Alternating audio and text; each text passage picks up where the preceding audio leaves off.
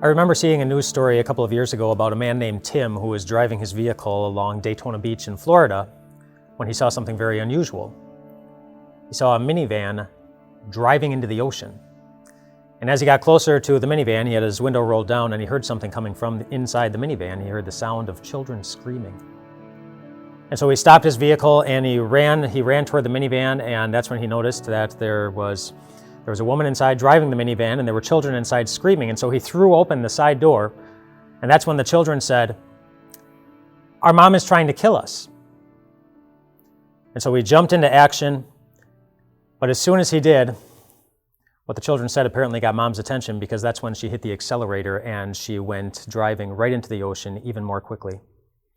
Tim was able to pull out one of the children and then another one, and another person who happened to be walking by, a lifeguard, jumped into action and also helped, jumped into the minivan and pulled a third one out, and they got everyone out just as the minivan went completely underwater.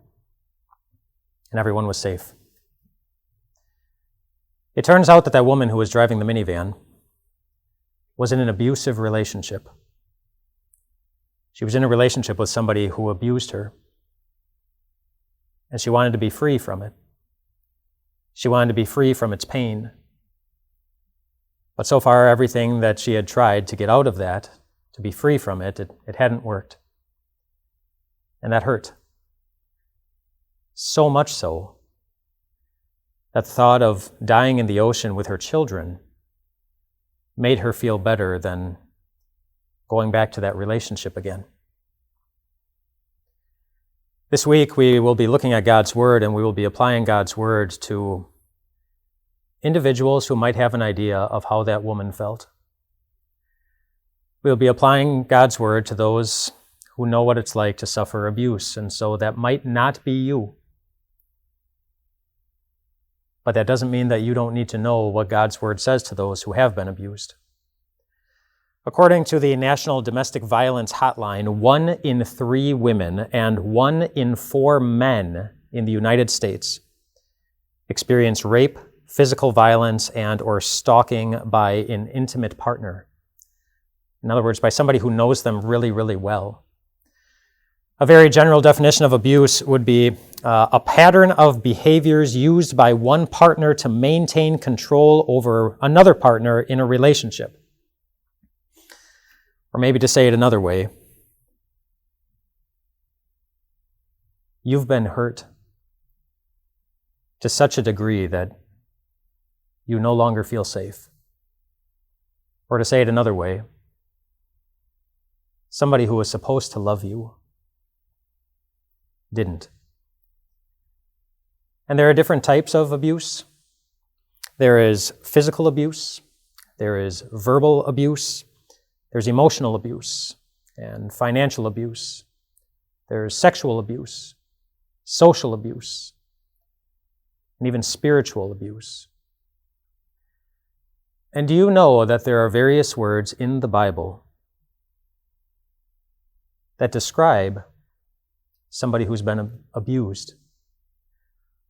Words like broken,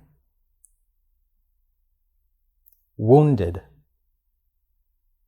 crushed, afflicted, oppressed, stricken, and pierced.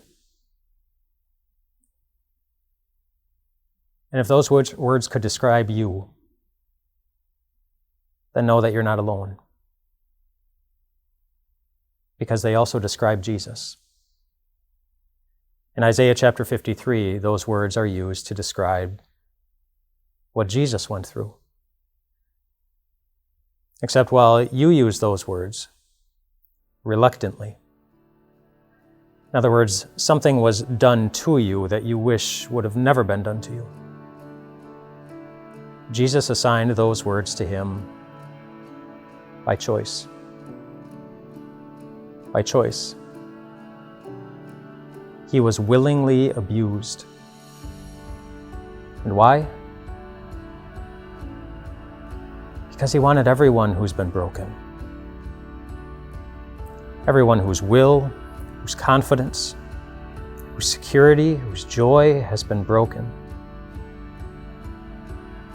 to know that they have a friend who knows how you feel and who cares enough to do something about it, and who will not let it get the best of you. That's why he invites you in the Gospel of Matthew. He says, "Come to me, all you who are weary and burdened, and I will give you rest." This week we'll talk about how that happens for you who have been abused.